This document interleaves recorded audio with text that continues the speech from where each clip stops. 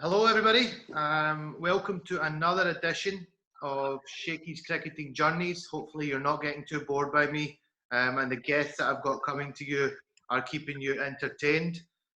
Certainly, the guest that I've got today should keep you entertained. From my time knowing, getting to know this chap, I've had many a fun time with him along the way. I'm joined today by ex-Ireland international cricketing star John Mooney. Welcome, Mooners. Cheers, Shaky. Good to see you, pal. Very good to see you as well, mate. It's been a long time. I think the last time I seen you was maybe in Aberdeen. We just finished an I Cup game, and then you'd come over for the ODIs. Do you remember that? Yeah. It rained, I'd say. Was that the infamous groundsman incident with Niall O'Ryan or not? Yeah. Was that game? Well, that was the day. That was the day after the I Cup game. We managed to get an innings lead, and then you boys were thumping us in the second innings, and then the rain came, so we got the points. Yeah. So Kevin O'Brien and Porterfield were walking around the ground, and they were very unhappy. But there's nothing we could do about the rain, mate. You know what it's like in Aberdeen. Once the rain comes. Yeah. I think the issues was more the covers. I don't know if it was the rain, but I remember there was I don't know anything about the covers, mate. Except, I refuse to comment on that, mate. I refuse to comment. Yeah. Nonetheless, we took. No, I'm not sure if it was that game, but it was around about that time, and tensions were high enough between the two teams anyway. So it only really needed any sort of rain or delays or one side slow playing it to make a kick-off or for it to be a little bit more edge. They were great days. They were great games. Mate, Ireland games, man. Brilliant. To this day, I miss pulling on the blue shirt to play against Ireland, and I want to go all the way back to kind of the early memories. But I want to just start by touching on your background, Mooners. You were born 10th of February 1982 in lovely Dublin. And I just want to find out how you got into cricket and where it all started. My family all played cricket. And so my father's father, you know how it is, everybody played the game going way back. And I just used to I couldn't wait for the summer to come along for cricket season. I played football, I played Gaelic, did the winter sports thing, but cricket was just it was in our house that heading out on a Saturday or a Sunday for the whole day to watch cricket was just, as a kid, was amazing. I just thought it was class. I was going into different parts of Dublin. My friends had never even been outside of the little village that we lived in, some of them, unless they were out to play Gaelic or football. But because cricket was so extended, throughout the day, you had time to, I don't know if you've ever been out around Sandymount or Ballsbridge in Dublin, which is where Niall O'Brien and Kevin would be from. Wonderful area. So as a kid, we were able to roam around those areas and, simpler times, go down to the shops, just hang around for the day, whatever you could do, play around the tennis courts. I just loved it. Yeah. And my whole family did. So cricket was just born into us, and we just, as a family together, just loved going to watch the games. My dad was my big inspiration, and my mum would always worry that when she arrived at the grounds, my dad would get out as she arrived into the ground. So she had to try to sneak into the ground if we were late. Yeah. But then he had a bit of a temper on him. I don't know. Maybe I might have inherited a bit of a temper from him. Ever so slightly, maybe. Yeah.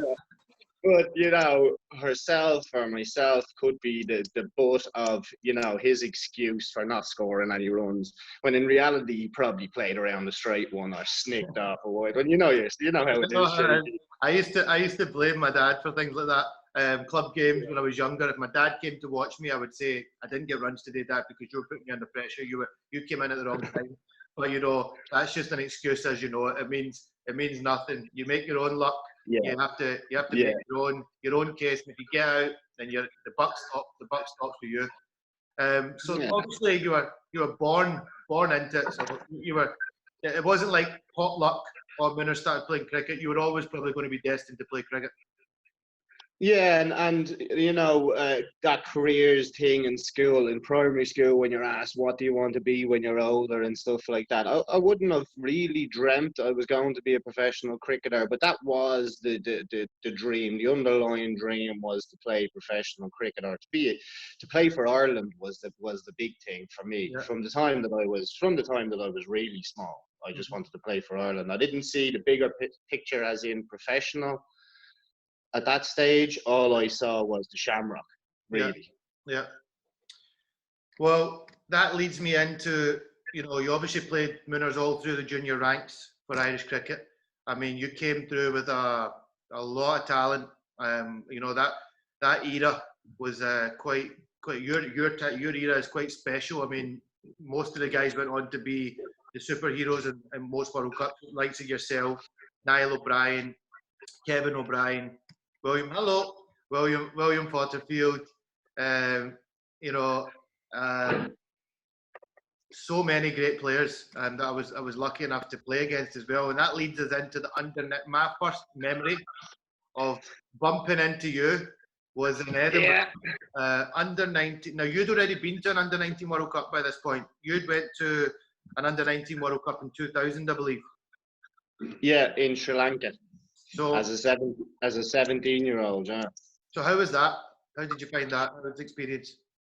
that was a challenge, a massive challenge. I started like a house on fire. It was in the team and doing really well. And as the tournament went on, I struggled with being away and the daily.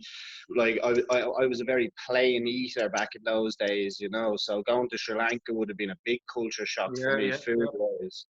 Um, the heat as well. I struggled badly in the heat. But I started off and in the first game scored 35 against Sri Lanka, opening game of the tournament, in their home ground. I was delighted with myself, and I know 35 in the bigger picture, you don't want to be scoring runs like that. But as an associate player, that to Oh me yeah, was everything. and That to me was everything 17 as I needed. well. 17 as well. You're obviously young for the level. So you'd Yeah. obviously that's a great achievement. Yeah, so because of that, that one performance really inspired everything for me going forward because the drum beats in Sri Lanka. Have you ever played down there yourself? I've not It's played in Sri amazing. Lanka. No, never played there. It's a great place to play, and the game was in the Senegalese sports grounds.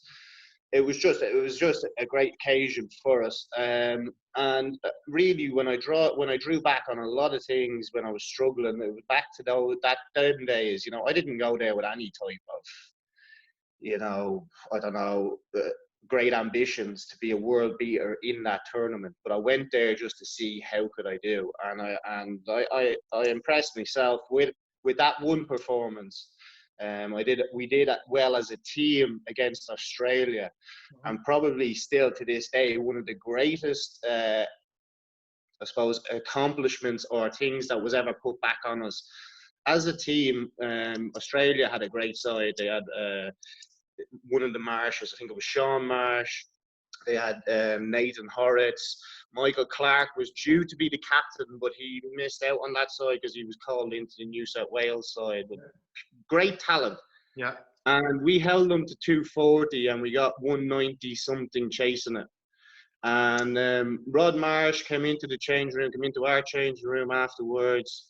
Now they came hard at us. Mitchell Johnson was on the team actually. Now that I Yeah. think on it, they came hard at us, Yeah. and we just put in that really Irish performance that we have in us. No matter how well or how bad we're playing, there's a gritty performance in there Yeah. somewhere. And he came in, he said, guys, that was brilliant. Well done. Every one of you guys should be proud of yourselves. we've got a busy couple of days, and when that's finished, I'm gonna make contact with your manager, and our boys are gonna come over for a beer with you guys in your hotel.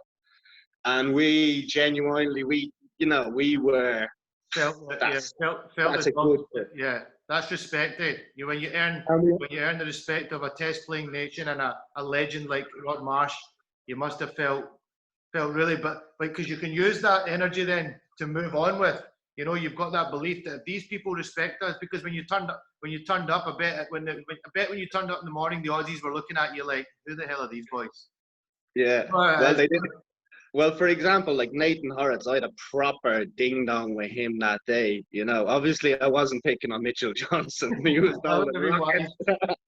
but I remember having words with a couple of the Aussie guys, but especially Nathan Horrocks. We took them by surprise because we didn't back down. We had a dream mixture of players back then. Not all of them made it, but as people, they were strong people. They were strong guys. They weren't necessarily the best cricketers. They could have been really good players, a lot of them. But we were a strong team, and that tournament gave me everything going forward, really. So that was 2000, and then moving forward, 2000, 2001, 2002, you came over to Edinburgh for yet another World Cup qualifiers. I was 16 at that time, and that was I'd only ever played against Ireland once before that, and that was in an under-15 European Championship match where I'd played against the likes of William Porterfield, who's exactly the same age as me. So there was myself and Kyle, and our team were the youngest, and then Porterfield was in your side, very young lad. And we both won both our games, as was expected. We beat the Dutch and the Danes, and we arrived at Watsonians for the crunch game to decide who would go to New Zealand for the 2002 Under-19 World Cup. Now, the way you talk about the 2000 World Cup experience and going out against the Aussies and stuff like that, my whole career and everything to me comes back to that day, because that was a dogfight, like a proper dogfight. I mean, you boys batted first. I think you probably didn't get as many as you would have liked. I think you got about 225, 230, so you kind of left the carrot dangling a little bit. It was quite chaseable to get it. We came out full steam ahead, had a really good start to proceedings, and then, as tends to happen in the middle of the innings, there was a flop of 3 or 4 wickets, and I found myself at the crease, about 5 down, batting with Kyle Coetzer, and I remember it was yourself and Johnny Thompson.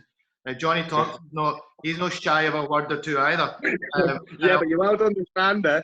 You won't understand what he says, but he's not shy of the word. That was the part. I couldn't understand much of what was coming out, but he actually shouldered. But I remember batting in that game, and I don't know if you remember, I kept flicking everything that day. Everything I just kept flicking to square leg. And I took him, and I ran through for a single, and he took the shoulder off me, full force.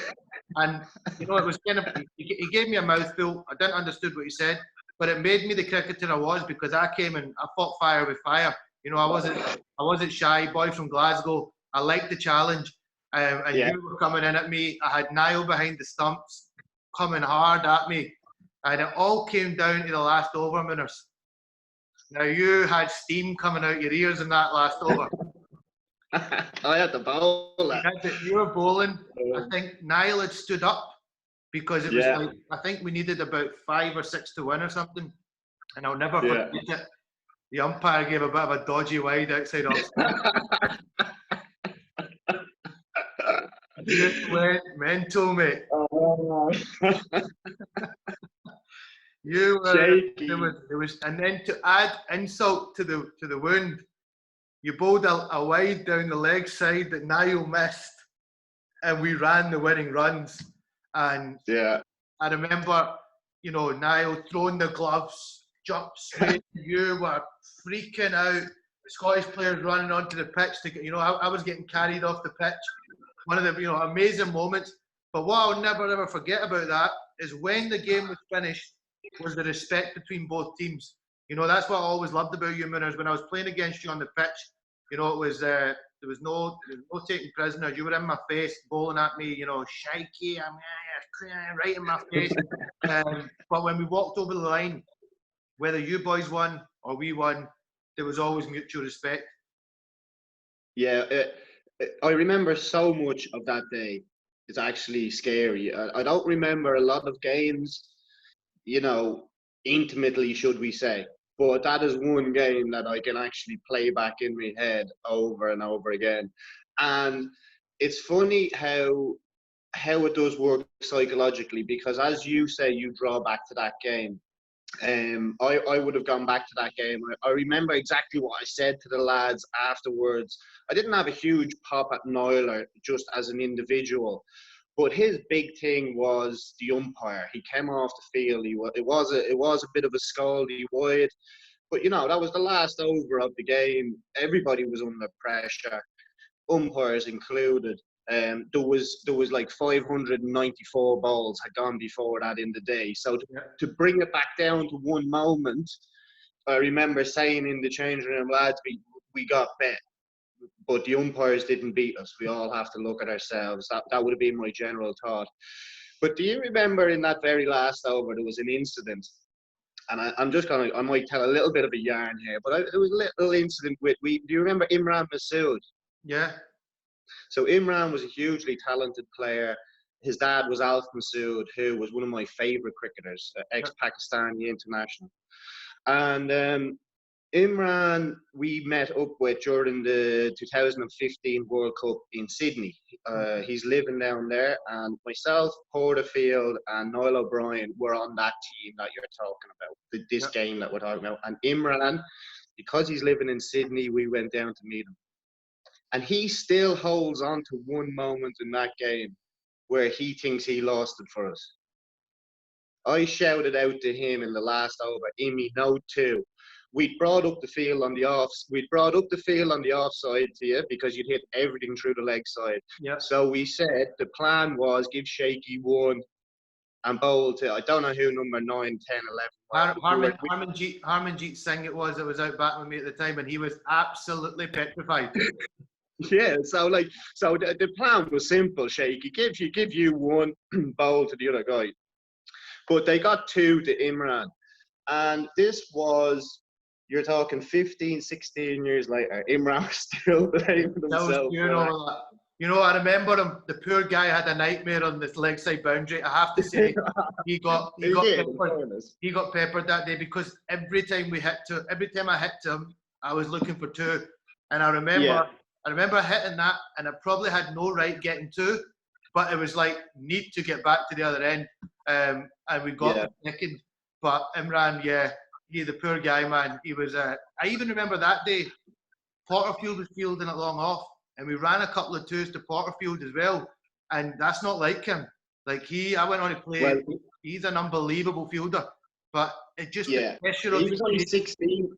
He was only 16, so covering ground at that age, you know, we want to play like we're big men and grown men, but we're not really. So in reality, I was probably playing with men all the time, same as you, men's cricket, senior cricket, and playing the occasional underage game. You know, you'd meet up for a week and play these tournaments. That was it. So kind of, if you're looking back and you've no experience at under 19 level, you would tell guys to stand in 3 or 4 yards closer because obviously, you know, they're not as fast or as quick as the throw is nowhere near as powerful. Arm's not as good, all those things. But yeah, it was at the same time, Shaky, it was a great tournament. Yeah. It was the first year ever that there was only one team from Europe that qualified for that World Cup. That was the thing that really got to us. Yeah. Not the fact that we didn't qualify, but you know, there was 2 years before that we won the tournament easy, and Scotland qualified. Yeah. You know, or Holland or somebody qualified to go to Sri Lanka. So we felt a bit hard done by that. There was a nation going to the World Cup instead of us. That's what we thought. Yeah. Yeah, but you know, I'll never forget it. Mike Hendrick came into one of the training sessions not long after it, when we were obviously getting prepared to go to New Zealand. And you boys had got in touch with us. You know, we'd received like a message from the Irish boys, just wishing us well. And you know those type of things will live on. I mean, there's so many tussles we'll go on to talk about. you know, a lot more of your highs. That was obviously a bit of a low point at that Yeah. point. But, you know, Scotland and Ireland, we had some great tussles along the way. You went on to make your first class debut. I mean, you went on to you captained Ireland, eh? You made your first class debut in 2004. How was that for you? Yeah. What age would you have been then, Minners? But I was 22. Probably didn't really have much interest in playing first class cricket, if I'm being honest. Everything was gearing at that stage towards the 2007 World Cup for me. I just started on a. You say that. I was having a look at your record. You averaged 40 in first class cricket. I played against a few fucking, excuse the language. Played against a few. Not so good. No, Not so good teams. I would not that they're not good teams, but I wouldn't go down the road and say when you were playing in the Intercontinental Cup that it was the same as playing. You weren't coming up against a full first class bowling attack. I'm just going to be honest. And there was good players and good bowlers within all those sides, but as a unit, you knew that you just had to maybe guts out a dodgy half hour from somebody here who's hitting his straps, and you know the runs will come at some stage, and that was the way. So, look, I scored some good runs against Afghanistan, good side and stuff like that. I'm not going to take it all away from myself, but you know, yeah. Overall, what you were striving to do, you know, we'll lead into that. You made your ODI debut, 2006. And then I want to go into, obviously, let's just get straight into the mix. Before that, actually, you played an inaugural ODI match vs England, 2006. Now, this is when you must have really announced yourself as an international cricketer, because your performance was outstanding. You took 3 wickets, 3 big scalps, Marcus Trescothick, Ian Bell, Paul Collingwood. And then you also scored 30 not out of 26 balls. And Ireland lost the game by 38 runs. Great performance, all-round performance by you though, Minners.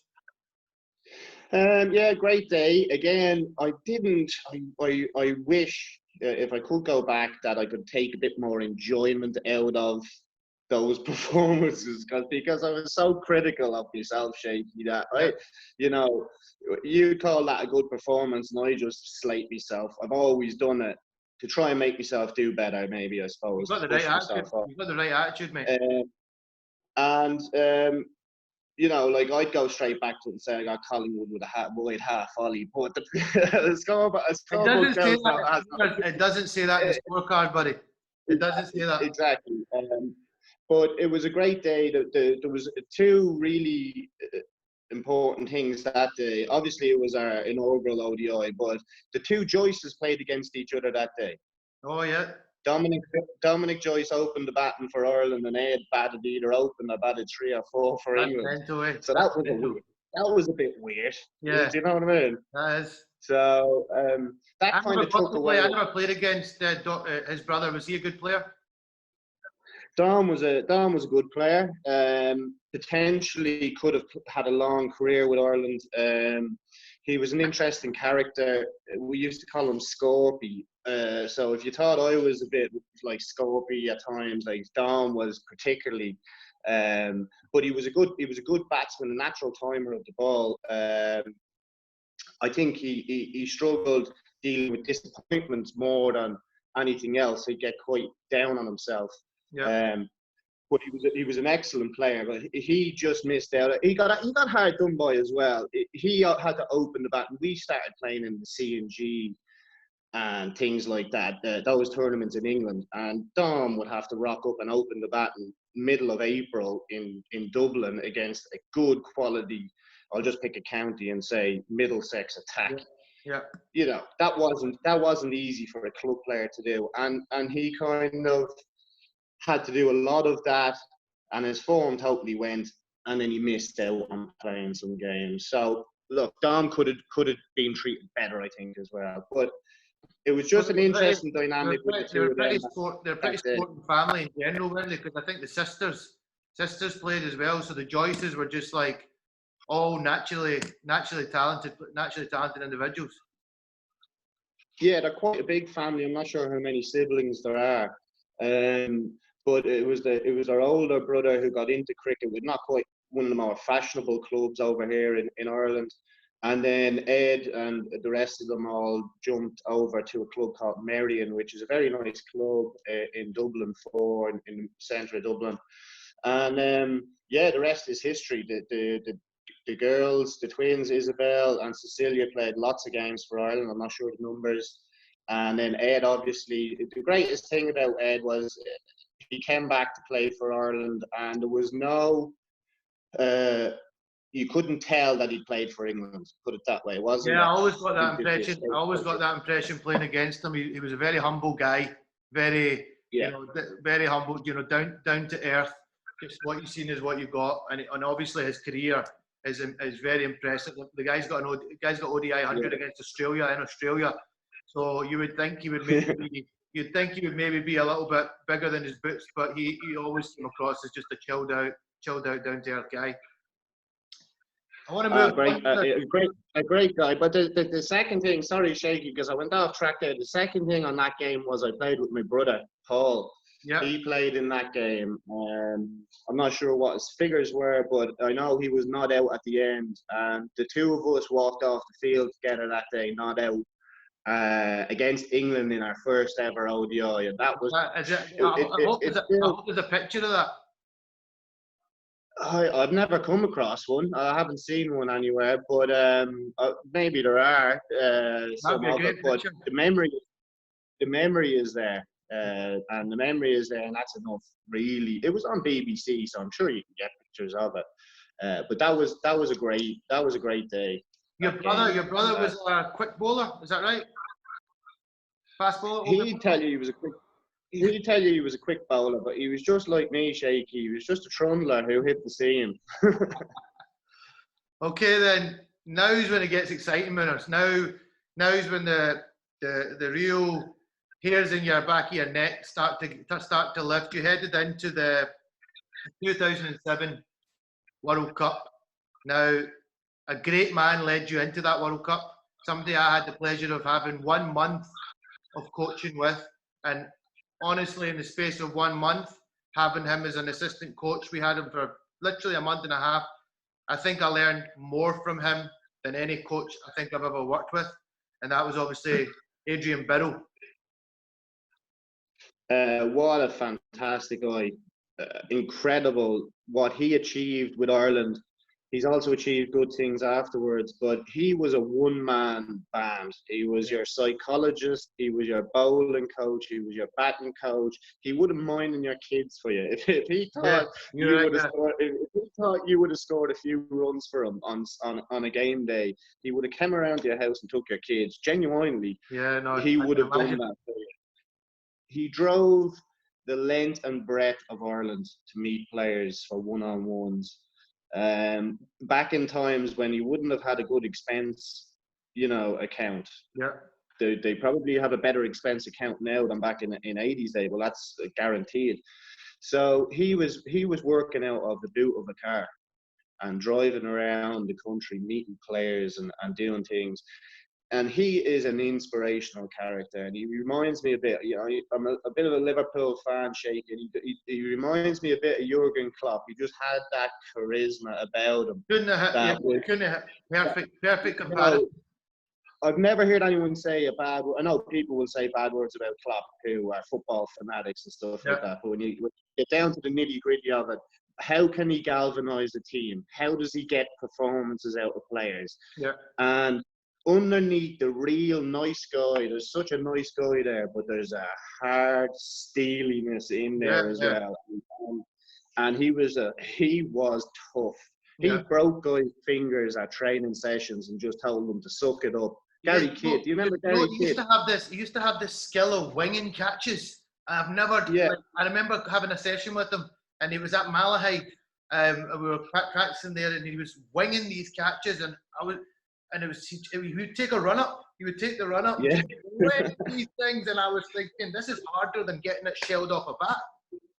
Yeah, we had a youngster called Gary Kidd who could bowl left arm off spin. I'm pretty sure you would have played Yeah, I against him. played a lot against Kid. Kiddo, a great guy, good bowler, and just a nice character, but would struggle to step up. 80 wanted to toughen him up. Yeah. So Kiddo dropped a couple of balls, and you could see he was holding his hand, and 80 was like, come on, Kiddo, this is why you're not going to make it, buddy. This is why you're not going to make it. Yeah. And made Kiddo catch another couple. And sent him on his way. Kiddy comes back the next day with like 5 fractures in his hand or something like that, you know. And but 80 genuinely didn't think he was doing any harm. But it was tough training sessions. He was such a nice guy, but you had to work very hard. Yeah, I mean, you've obviously worked with him a lot longer than I did. But like I say, in the space of a month and a half, and he just, like you say, tough training, but you could go and sit next to him at any time and just be like, and I got actually one of the, I didn't get on with all the coaches, unfortunately, that I worked with, but I got on really, really well with Eddie. He was a great man. Really, really honoured to have worked with him. And that leads us into, obviously, the 2007 World Cup. We still got you, Mooners.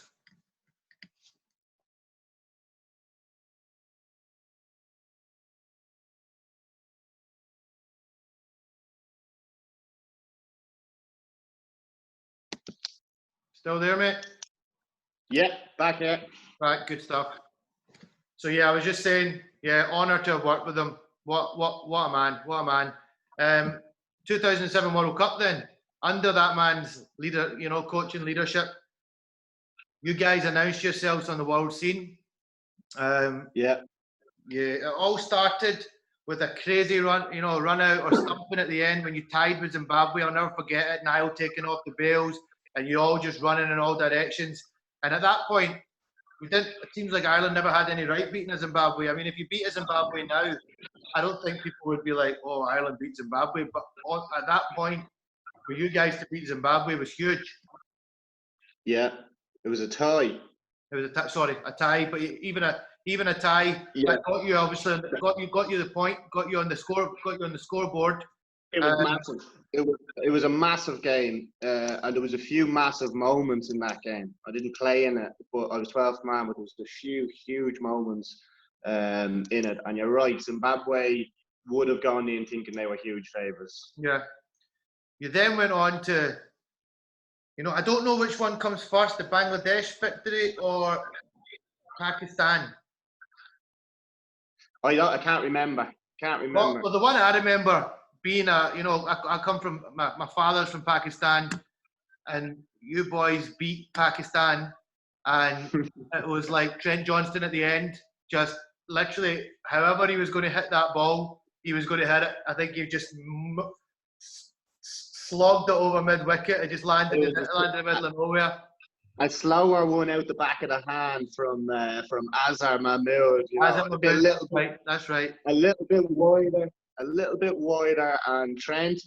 The one thing about Trent was if you put it in his arc, it was going. No matter who bowled it. You could tell he had one mindset and one mindset only. And he managed to just about pick the slower ball, and obviously from there, I mean, all I remember about that World Cup is the Irish celebrations. I mean, it was phenomenal. What do you call those? The big hats that you wear. What do you actually call them?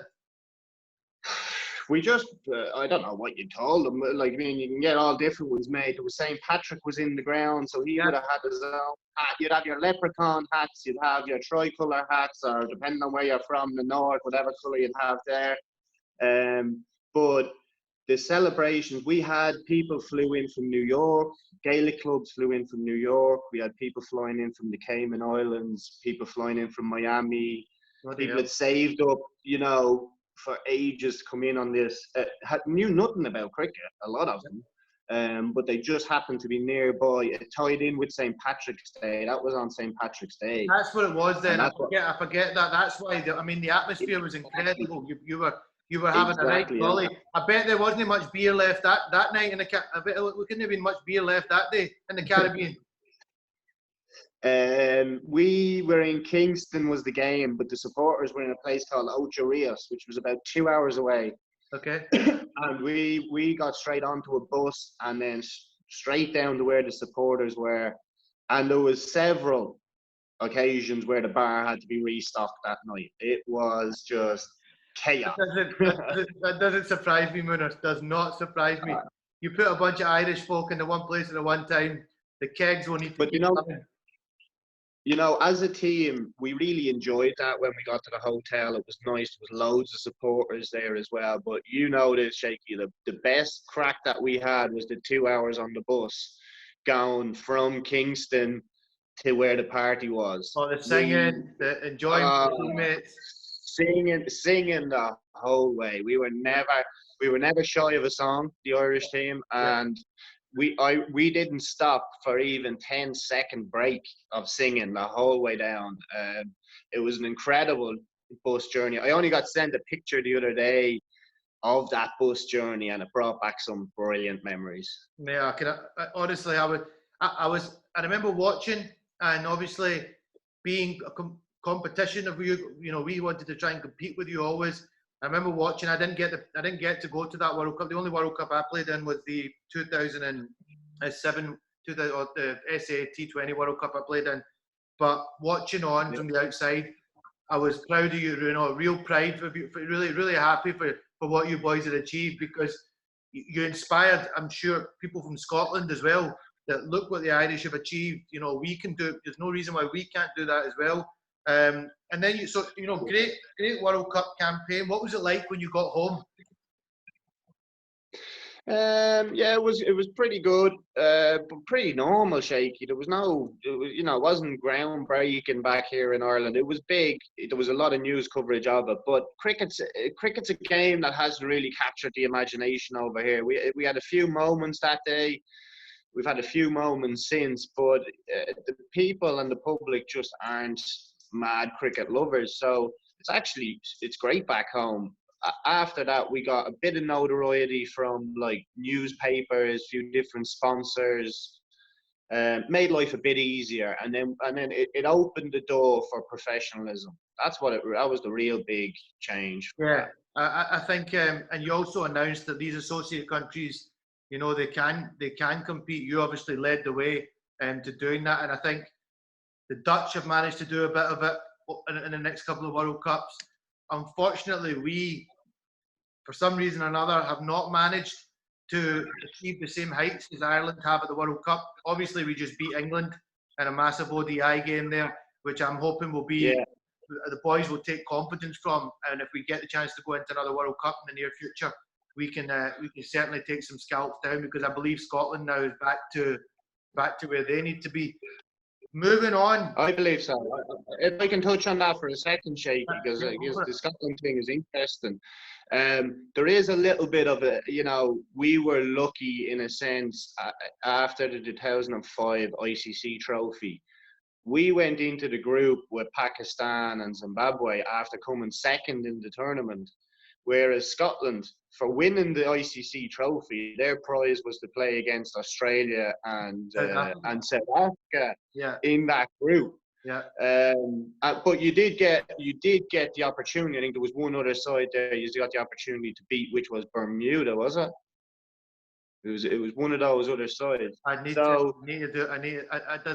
want to say, but yeah, there was a chance, I think, to beat somebody else. I'm not sure who it was, but you would have had one other associate. So the way they kind of evened it out was they said, we'll throw the team who finishes second into the group with 3 test playing nations. But they were 3 weaker test playing nations. Yeah. And what they did to Scotland for winning the tournament, they fired Scotland into the group with at that time Australia and South Africa were serious. Favourites. Yeah. Well, that was a bit unlucky for Scotland. I think there was then a transition period. So in 2011, you guys weren't in 2011. I don't think, because 2009 didn't go so well. Yeah. Well, that's what I was going to go into the 2009 T20 in England. Both Ireland and Scotland were in that World Cup. Again, fortunately, Scotland, you might want to tune in. before your episode comes out, I did an episode with Gavin Hamilton. He talks about that World Cup, and the fact that Scotland never really competed the way he wanted them to compete. But again, you really announced yourself in that World Cup. I mean, I read a quote. You obviously progressed from your group as well, which was a great achievement. You beat Bangladesh to get through. But Big Phil, somebody who I've also had the chance to work a little bit with out in the ICC Academy out in South Africa, Big Phil named you as the standout player of the competition for Ireland. Yeah, it was that was a big shout from Simo. Now, I never read any of these, so it was interesting because because lads were asking me about it and saying it to me and whatever, and I never put much past on it. But again, only as years went by, something like that was actually there. Simo now didn't say that too often about people, So it's funny. It's funny. While we're on Simo, he told me some stories. So we were out in South Africa at don't know if you ever went to the HPC. I think you went once as well for an academy visit out there. So Big Phil and me were sitting chatting one day. I like to pick the brains. I mean, Phil Simmons, I watched him playing Test cricket, so I like to pick the brains of these type of people. So I was sat with him, and he was just saying, I got the Irish job, and he said, and the first time I met the likes of John Mooney, he's smoking cigarettes, man, he's drinking too much beer, and this and that, and he said, but I cannot fault this guy. Every time I try and challenge him, he's the fittest guy in the squad every single time. He's like, I don't know what to do. He said if his fitness was down, I could turn around and say, well, you need to stop doing, your little bit of social stuff on the side. You're not pulling your weight, but you were still the fittest in the squad. That was, I remember always coming up against you. It didn't matter if you were up late the night before or not. As soon as you came on the pitch the next day, you're whipping around the field, and you were class. You were such an athlete. But it's funny that he said that to me, and then he's obviously giving you credit that he wouldn't normally give. He's probably a hard man, wants you to kind of keep performing, keep striving for more. But I definitely read the quote that he did say that you were the standout performer. Must be very proud. You must be very proud to hear something like that now. Yeah, it's great. It was great, and again, now when I start to think of that tournament, because it's one that kind of slips under the radar for us, even though we did really well in it. We got out of the group. We beat Bangladesh, which got us out of the group, and we had some good performances then on the back of that. But what was really important for me was I got a good run of games together in that tournament, which then, once I got the run of games, up until that point, I was the best 12th man Ireland had ever seen. And, there's a saying in cricket, don't make yourself a good 12th man or a short leg fielder, because you get those jobs for life. So, unfortunately, I was a good 12th man, and 80 especially used to just pick me because I was an athlete to be 12th man. But it kept me involved. It kept me involved up until a point where I was ready to actually play international cricket. And yes, that tournament was probably it. And it was funny, Shaky, how things happen in life, because we were heading to Belfast up to Stormont for a training camp before that tournament. And there was a big squad. I think we had 18 or 21 players, which was a big squad for Simo. And it had to get whittled down into a smaller squad. And one of our players, Reynard Strydom was his name, left-handed batsman. Reynard probably wasn't really in Simo's thoughts, but he might have been close to the thoughts or was there or thereabouts. And Simo said, Rainey, go and pad up. And Rainey was like, oh, I don't have my pads. And I went, here, Simo, I have my pads there. And I threw my pads on, and I went out and absolutely smashed it everywhere. I mean, I was reverse sweeping our medium pacers and stuff like that. And I got a chance. Yeah. And I just said, I'm not letting this go. And I went from that training performance literally to not missing a game for about 7 or 8 years for Ireland without injury, of course. Well, that's it. That's what you've always been about, Mooners. I've never ever shared a changing room with you. I've always been in the opposite changing room. But you're the kind of guy that I'd imagine if I was going out to go to war with an opposition, I would have wanted you. the likes of you next to me, because playing against you, you never took a backward step. You know, you were always and when I played against you, always in my face, always never shy of a word. And you know, you played aggressive. I always knew I'm not going to get an easy single at Mooners, or you're going to try and run me out, or you're going to put me under pressure all the time. So that, you know, moments like that, you remember when your career comes to an end, that if you maybe didn't take that opportunity, and obviously that day Phil seen you and thought, you know, he's ready. He's really, this guy's ready to go on from. And then you were offered a contract 2010. Very proud moment for you. Full, and you know, it's a very proud moment for guys like, you know, coming from associate countries, because you know how much we put in and you don't get much out of it financially. But to get given a full-time contract must have been a great feeling for you. Yeah, and again, it wasn't even about the money at that stage. It was about the money being enough to just make sure you could survive and play and train. And I think it was to be able to go and think like an athlete, train like an athlete, do all the things that athletes do. You forget that you're a cricketer almost, you know. You just get that mindset that you're an athlete. And that was what I loved about it. I loved we were in the Sports Institute around other athletes. And it was something that I think as cricketers, cricket's a game where it's been so reluctant to embrace the athlete. You know, there's parts of the world that play cricket, like we'll say Asia, for example, where batting and bowling is number one, being an athlete might be number two. Where in the likes of Australia and New Zealand and England and places like that now, being an athlete is very important in cricket. So that's what I enjoyed. It gave me a confidence, an air about me that made me push on just a little bit more. And that's all I needed, was a psychological push, more so than maybe the fact that I was hitting balls every day. But it was a psychological change in my mindset.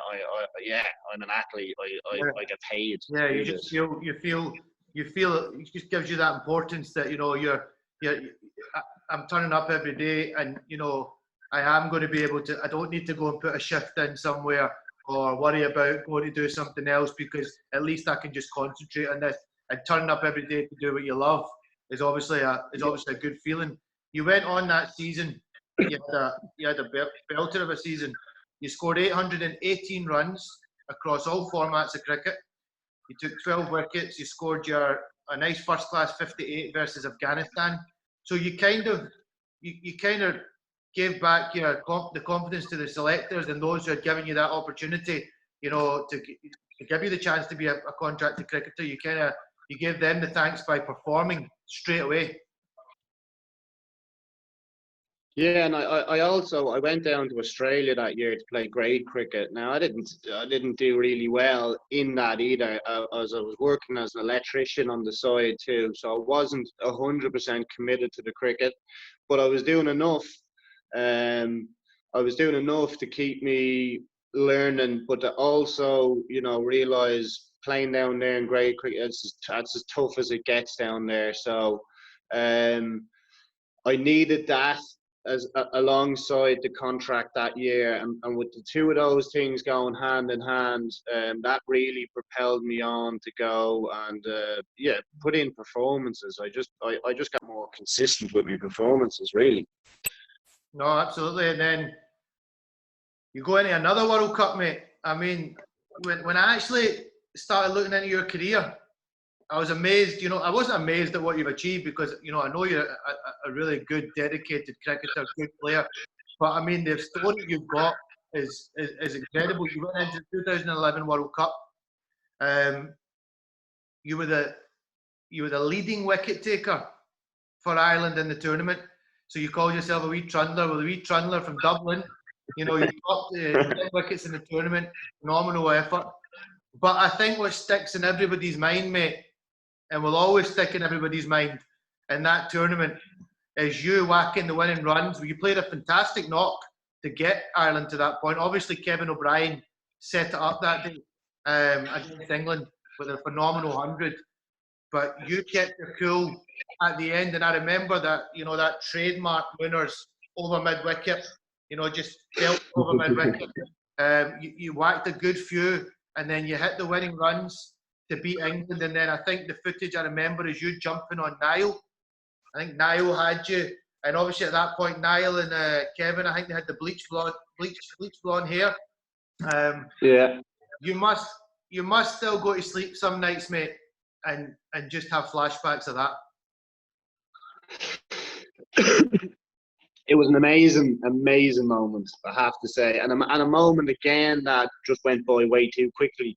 And this is the problem with sport, is that you train your whole life for these moments that only last a few seconds, a few minutes. Maybe you get the evening out of it. It might drag on for a day or two, but then it's forgotten about because it's the next game. But that particular moment, I remember Kevin had ran himself out. Well, he didn't run himself out. He was tired. We both kind of called it through. I maybe could have sent him back, I suppose. I don't know. Think back on it. But the English boys then got around me, obviously thinking that, I've lost us the game. He just ran, kept me out. There was a few of them coming in: Ian Bell, Matt Pryor, Collingwood. There was a few great shouts. I can't remember much of them. I was just smiling back at them because I actually knew once they were sledging me that we had it won as long as we stayed calm. Yeah. And Trent Johnson came out, and there was something wrong with Stuart Broad that night, but he bowled pump. And the first ball to Trent was like a shin high full toss outside off stump. It was like a throwdown, Shaky. You couldn't, and we needed 11 or 12 to win, So when Trent got that and put that away for 4, I was like, this is just, it's too easy. It's coming too easy to us. Yeah. So I was, I was hoping and I was thinking about the last ball or being there on strike for the last ball. I'm sure Trent would have been as well. I'm sure lots of players think like that. So I was just making sure that I was going to be in position to win us the game. And it just worked out perfectly for me to be there to do it. And I had a full over to score 3 runs, I think it was, or 2 runs. So we were fairly in control of it. So it still made me lose control of myself when we won it. I've never thrown me bat in the air like the way I did. Well, I have when I've been out. Yeah. But I've never thrown it in the air like that after a victory or a win. I just lost complete control of myself. And I don't generally think back too much on it, but people bring it up with me all the time. So that's enough that I need to reminisce about it and go back to it. My memory that day was my dad had phoned me and he'd said to me, Kevin O'Brien, he's on 70 something and Ireland are going all right here against England. And I said, I was finishing. I can't remember what I was doing. I was doing something that day. So I rushed home and I caught the back end of Kevin going towards 100. And then obviously you coming in, and I think the family was sat around watching it, and I was, absolutely rooting for you boys to get over the line. So I remember it very, very well. I remember the celebrations afterwards, and you should be very, very proud of what you achieved that day, because that wasn't no small chase. That was a mammoth chase against a proper English team. And we all love to see the English get beat, Mooner. So I was celebrating big time. What another great campaign. You've got so many when you actually look at it. You went on after that World Cup. You had a little spell. You got signed as you got taken down to Sussex for a visit, but just looking up on it, it never really seemed to work out for you. That. No, I don't even know what year it was either now. I remember I pulled my hamstring, funnily enough, playing against Scotland in one of the World Cup qualifying tournaments in Dubai. And after that tournament, I came back and contact was made from Sussex. And I kind of went over there, still a bit injured. I was like about 8 weeks into a 12-week rehab program. I felt okay, but I didn't enjoy it. I didn't want to be over there. And like I was playing with an injury that was going to hamper me Irish stuff then as well. When I looked Yeah, at it, I'm like, I'm over here trying to make something out of nothing.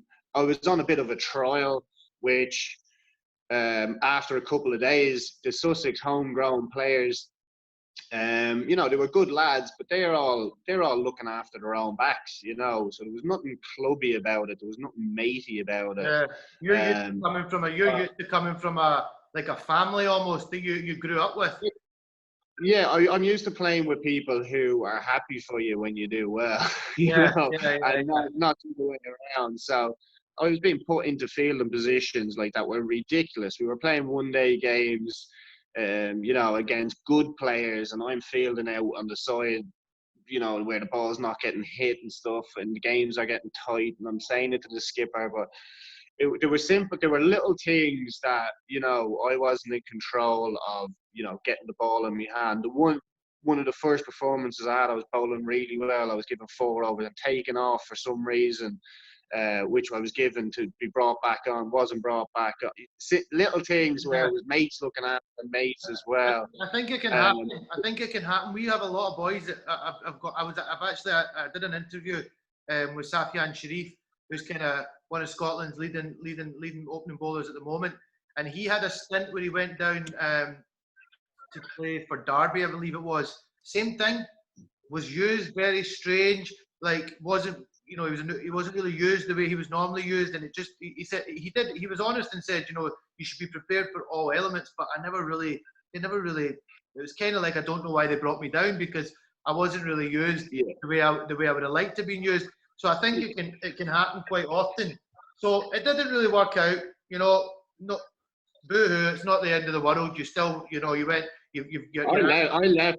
I left and went. I left and went home. It just wasn't for me. you just decided to go back to Ireland. So I don't think it's I probably only, something. I only, I don't think it's I something only you gave look it like back 4 on. weeks. I don't think it's something you look back on and probably feel like, oh, I really that time should have been. I think it's probably just a void that it happened, it was Yeah. an experience, but not something that you're too upset about. You probably shouldn't have been there by the sounds of things with your injury anyway. No, it was way too soon. But then again, I wanted to try it out. I wanted to say that I'd done it, Yeah, really more than anything else. yeah. So I was happy that I've said I've done it, and I'm happy with the decisions that I made as well. Moving on to 2014, this is a time where we talk about all the highs, um, and to be honest, reading up on your story and knowing about what I know about, through all of these achievements we were talking about, you were always battling with, mental health and depression. Now, a man like you, tough guy, hard man, I would say, always, you're not going to get any pleasantries when you play against Mooners. You're never going to get, you're not going to get a soft approach. Depression was something around that time that probably still wasn't that understood. So the fact that you suffered now, let's say you went and started, you had this, you were suffering with depression now, you would probably have felt a lot more comfortable to talk to somebody. But it's a shame that you suffered in silence for so many years. But it all kind of came to head in 2014 when it was a joint decision, I believe. Yourself, Phil Simmons, decided that you'd return home from the West Indies to get yourself sorted out. How first of all, how was that at that time? And you're talking to you now. You seem like you're in in a good headspace. I know these challenges can always come back. You listen to Tyson Fury's story now. You're always a day away from being battling against it. But how did you feel at that time? How was it? How was the support around you? Yeah, I suppose the first thing for your listeners and stuff like that is I wasn't really suffering in silence at the start because I didn't know what I had or what it was. I like making perfect point there saying that people didn't understand a lot back then. but I'm going back even further. Like my issues with regards to, like, you're saying you would have seen me smoking and drinking a bit and stuff like that. Um, all these things go back to why am I doing them? Why do I behave like that? Why have I been behaving like that for years? I had a couple of things then go on between that period of 2011 and 2014, which happened to me, which I suppose made me start to look at myself. I take myself a bit more seriously as a person, Shaky, you know.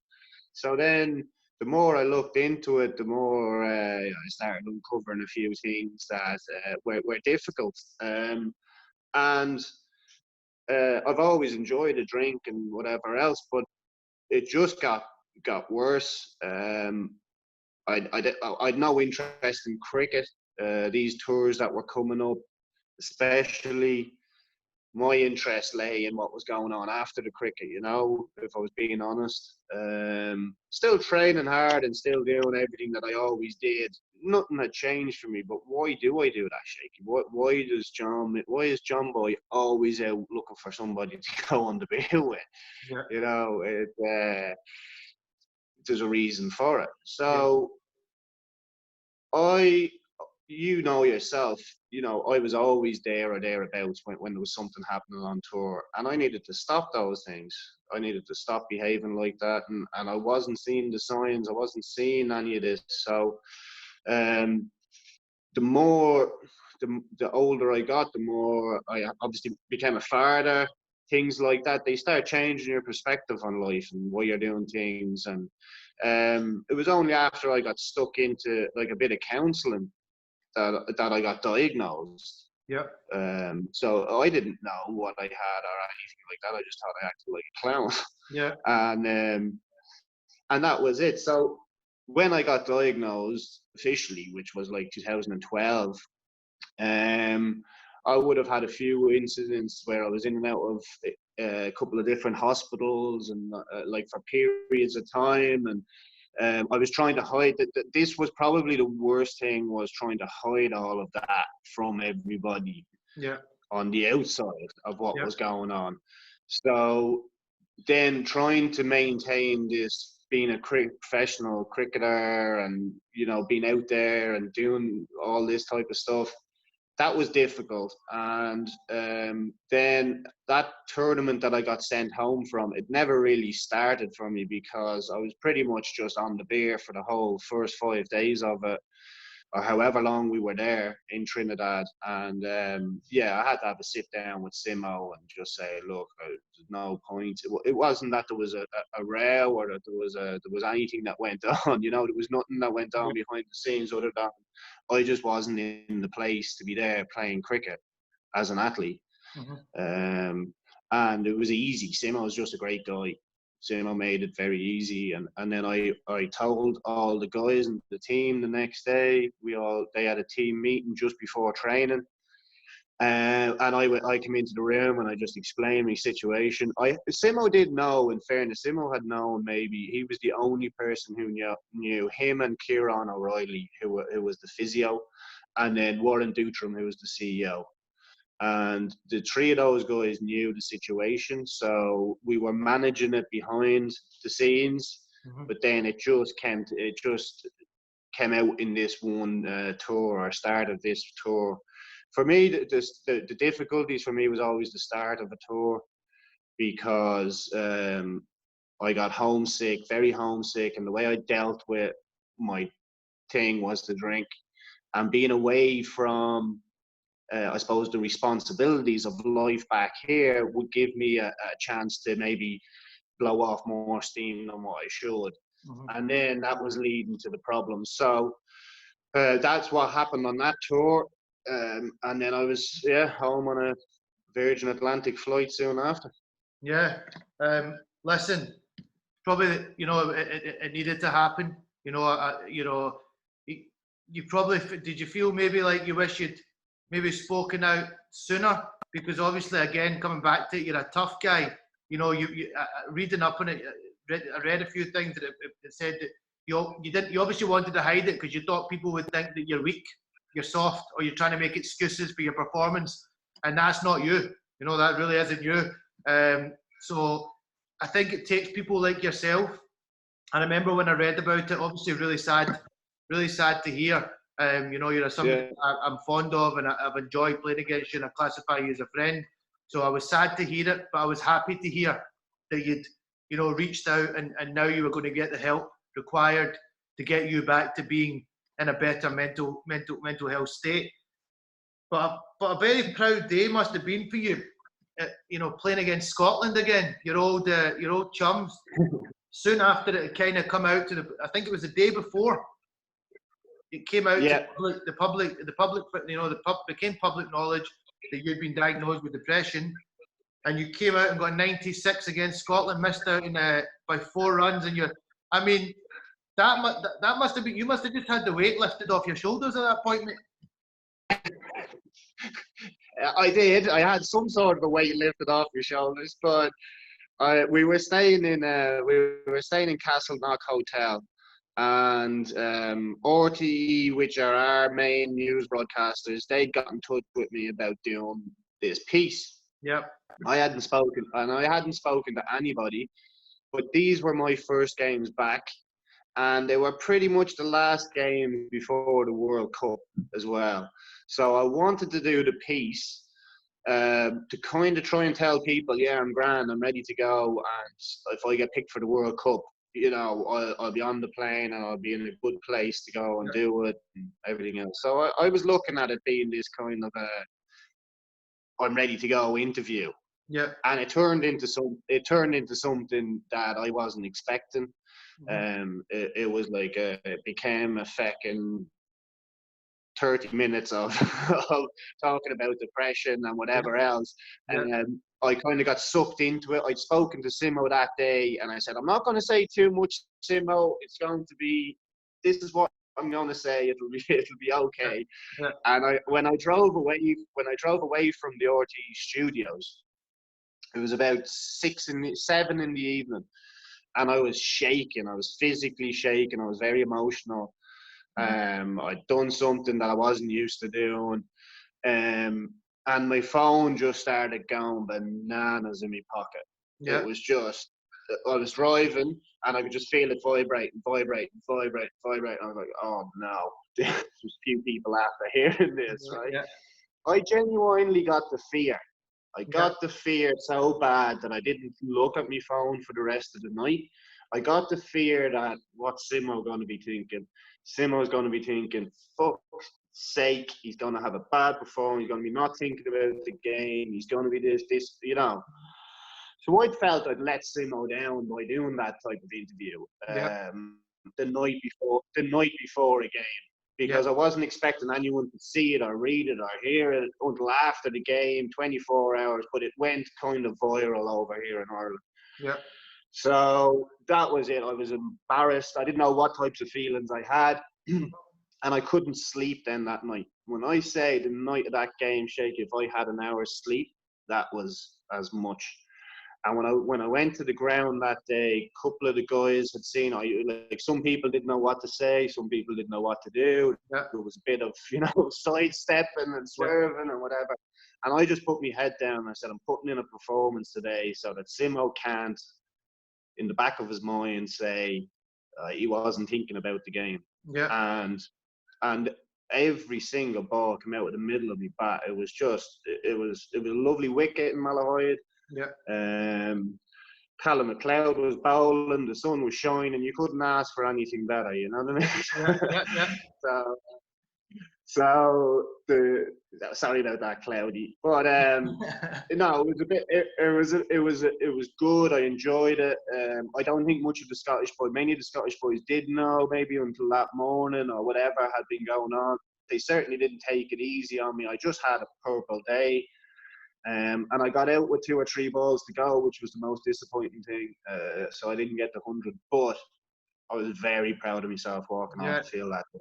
Very proud. I wasn't there, but you know, I heard you got a real ovation walking off the pitch. You know, great story. You know, it is a great story. You know, I'm sad to hear it's anybody that goes through depression. I actually think in times in my life when I look back, certain tours I was on and stuff, I wasn't in a very good mental place myself. You look back at times in your life. I lost my little brother. I think with you as well, you lost your father at a very young age, and it Yeah. happened in front of you, from what Yeah. I believe. I'm sure that Yeah. would have had a big impact on you, even though you're out there. And it's amazing. People sometimes think sports people, oh, they must be so happy, they must have but it can become a very lonely place when you're away on tour and you're battling with these things in your mental state, and you go back to your hotel room, and you're away from your other half, your kids, all these other things. It can start to take its toll. I'm just proud of you, mate, that you came forward and you've got Thanks, Shake. yourself sorted out. You're a good man, and it would have been sad to see anything happen to you. So good for you. I think it's led to other people probably being able to speak out about their problems. And now we've obviously got heavyweight champion of the world, Tyson Fury, who was at the depths of despair, all that weight he put on and everything. And Yeah. if he's talking about it and he's meant to be this tough, it just shows you it doesn't matter. It's not about toughness. It's an illness that once it starts affecting you, it doesn't matter. You can do as many Yeah. bicep curls as you want or fight as many men as you want. It's still going to take its toll on you. Interesting part of your career. This is something I want to finish on now. Now, growing up playing against John Mooney, like you say, loved a beer, loved a bit of banter, loved being around the bar stool. To be then going to work and coach the Afghanistan cricket team, I just couldn't. I remember looking at it from the outside. I couldn't put it together. I was just thinking, how is Mooners going to work with these guys from Afghanistan? I don't see how it's going to work. Phil Simmons is obviously the guy that brought you in to be the fielding coach. Tell me about that. That must have been a real cultural change for you, Mooners. Yeah, it was brilliant. I have to say, the first couple of days, I spent mostly trying to get to know the guys' names. Obviously, the ones who I didn't know, but then the ones who I did know, I spent pretty much apologising for past behaviour against them in games gone before, and they were. Some of them were like, "We really scared about John Mooney coming to do fielding coaching with us guys." We had some serious run-ins. The first person who came to me was the assistant coach called Reese Ahmadzai, and Reese played a good few games for Afghanistan. He said, "Do you remember when you shouldered me onto the ground?" Was that you, Reese? Sorry, mate. I'm sorry. We had all these little incidents that went on. Myself and Shazzy, like me and Shazzy would have fought like cats and dogs. Like when we were playing against each other, we just argued. Myself and Asghar, not so much, but it would have been a few words. Asghar was quiet and smiley. Myself and Sammy, so Shinwari, we had some good battles. And then Hamid Hassan was a gent, a big friendly gent. Yeah, he's a big friendly guy. So the guys within the team, the culture was completely different, but it was brilliant. Shake, I'm not going to complain about being given free dinners instead of free beers, because it makes the mental health an awful lot easier, I really loved the laid back nature of how they did things. Not that I agree with all of it, how they go about their preparation for games, but they're very laid back, the things that are important in the Muslim culture, eating food together, baking bread together, that type of stuff, being a family unit. There was a lot of things I took from it that were brilliant. You wouldn't put the two together, John Mooney and Afghanistan, but I feel that they reacted well to me because they played against me. A lot of them grew up seeing me playing against Afghanistan. There would have been an element of respect there. They knew that I was angry, and there was a fear. They had a little bit of a fear towards me, which made my coaching job easier. I was able to make them work. And I did make them work. And I think that Afghanistan's fielding has really improved. I feel we had a terrible World Cup because I don't feel that the right squad was selected for a start.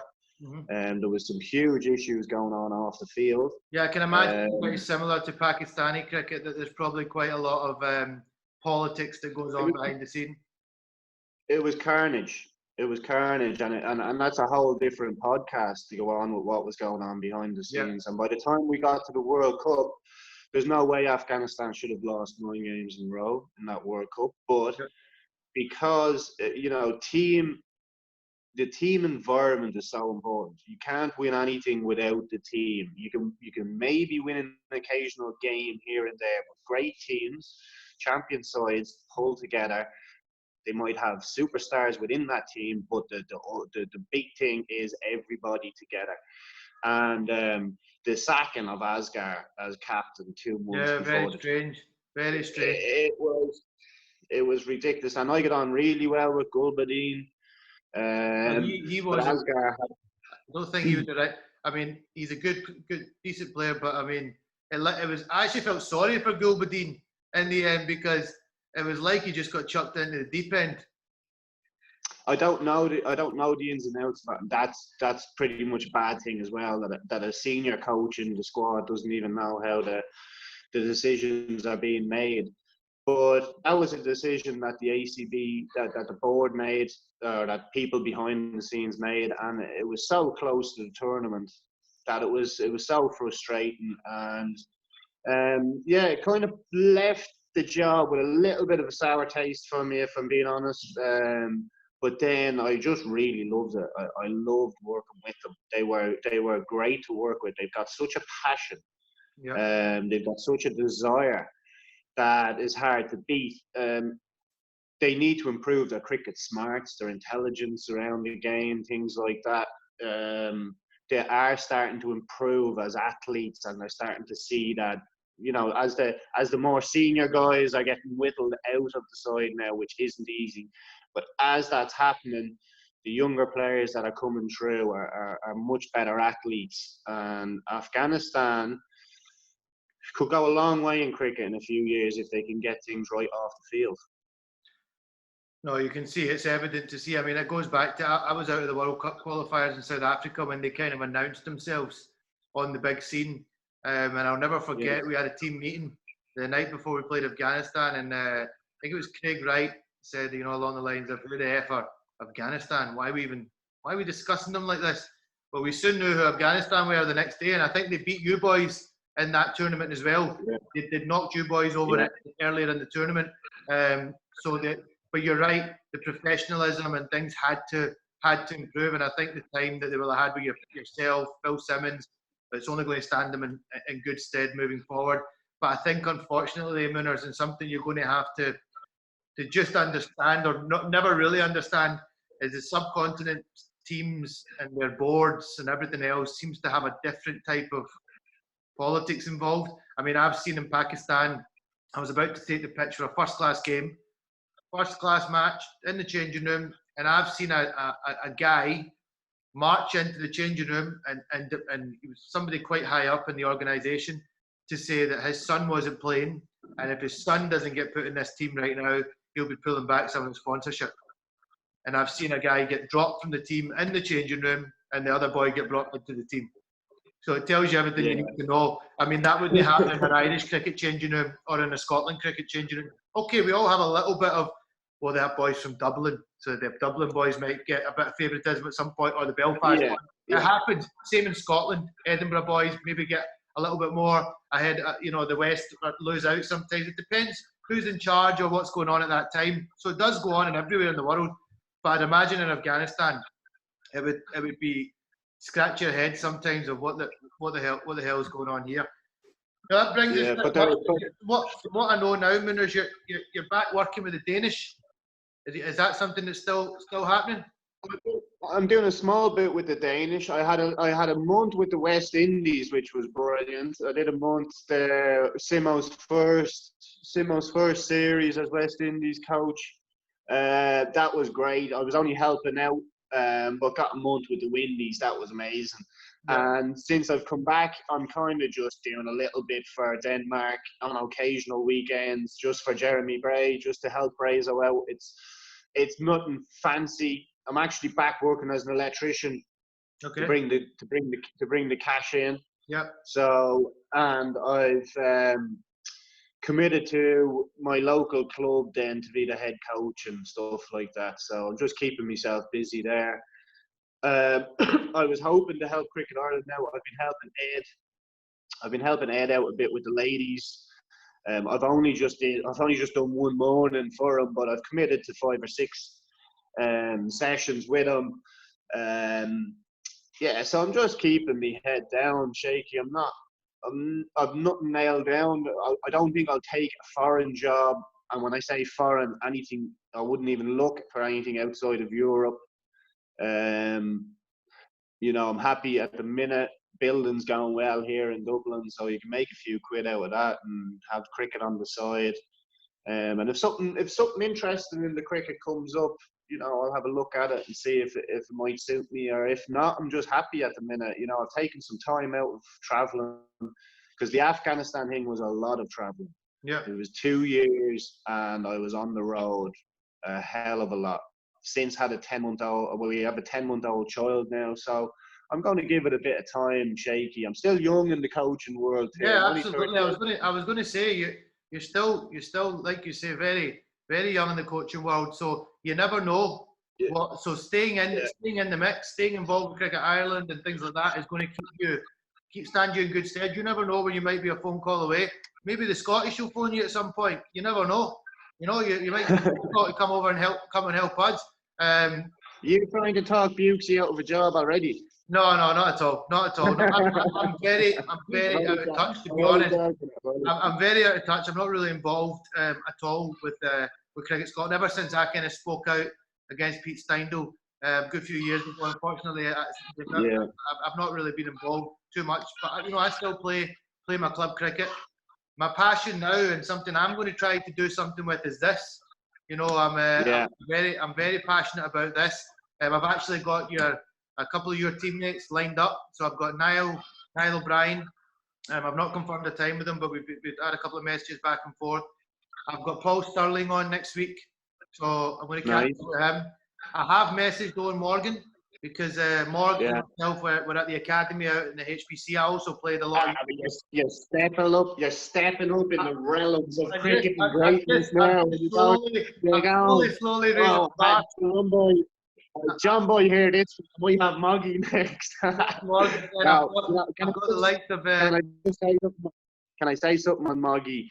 Just when you mentioned him there, what an absolute champion. He came from like just around the corner from me in Irish terms, 10-minute drive, whatever you want to call it, to be captain in the winning side in the World Cup. How good is that? Unbelievable, mate. I met Morgs under 15 European Championships out in Deventer. First time I ever came across him.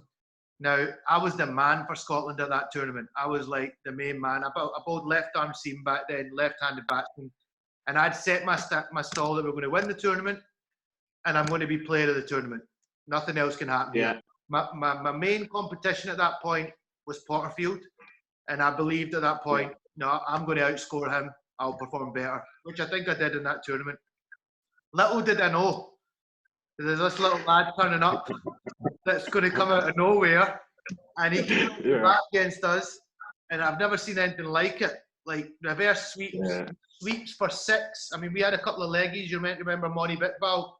And at under 15 level, you didn't get guys that could play leg spin that well. You know, they were a bit confused by it. Morris just came out, reverse sweep, 6. And then again... Yeah, but sure, Morgo did the same to him in 2009. Do you remember that game in the game? Benoni.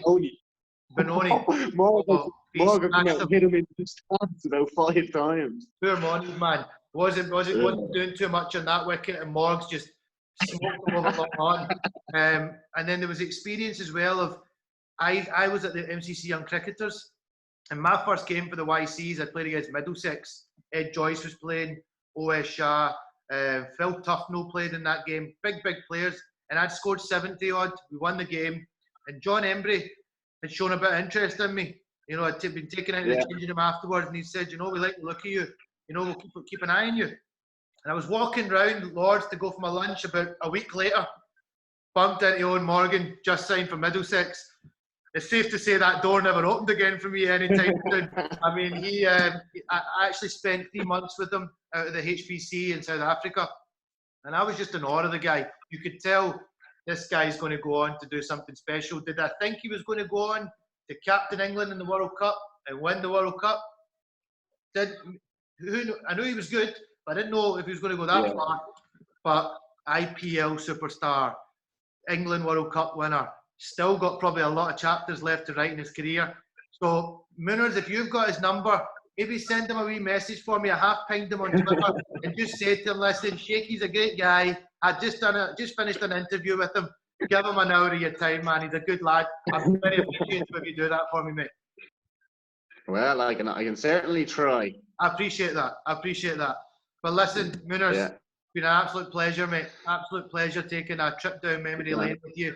You're looking well, my friend. It's been great. I'm happy to hear family knew you've got a young 10-month-old now. I'm sure he'll keep you busy. And I look forward to maybe catching up with you again sometime in the future.